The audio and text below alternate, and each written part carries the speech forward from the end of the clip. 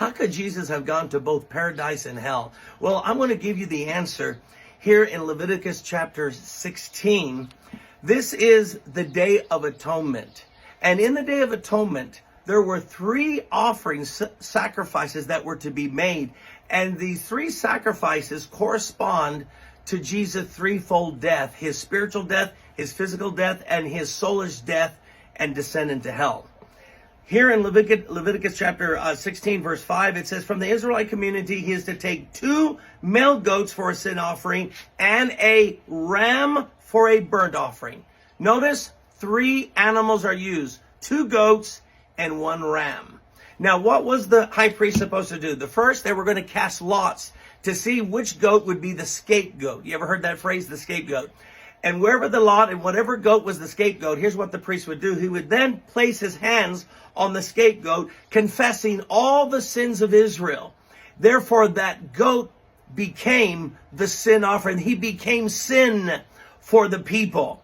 And you remember the Bible says, he who knew no sin was made to be sin for us. So on the cross, God had laid upon Jesus all the sins of the world. This is why Jesus uttered the famous words, my God, why hast thou forsaken me? There Jesus is showing he is that scapegoat, having the sins of the world laid upon him. Then that priest was to send out the scapegoat into the wilderness. But then there was the second goat. The second goat had to physically die. His blood was shed, and his blood was going to be used as an atonement. So the second goat died. So the second goat represents the physical death of Christ and the physical sufferings of Christ. For we know he suffered greatly physically in his body, and we know he gave up his spirit and died. So that second goat represents the physical death of Christ. But here's what would happen. The priest would then take off all of the clothes that got bloody to the offerings, and he was to put on clean clothes. See, he's a picture of the fact that there's an interim between the 2 goats and the ram offering where he is now righteous, because that priest is being represented by those sacrifices. So just as they're being made sin, that priest in a sense is being made sin too. But now that priest puts on clean garments. And see, on the cross, while Jesus was made sin and he was going to physically die, what happened?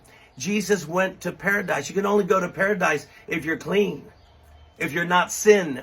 And so somewhere when Jesus descended into paradise, he met that thief.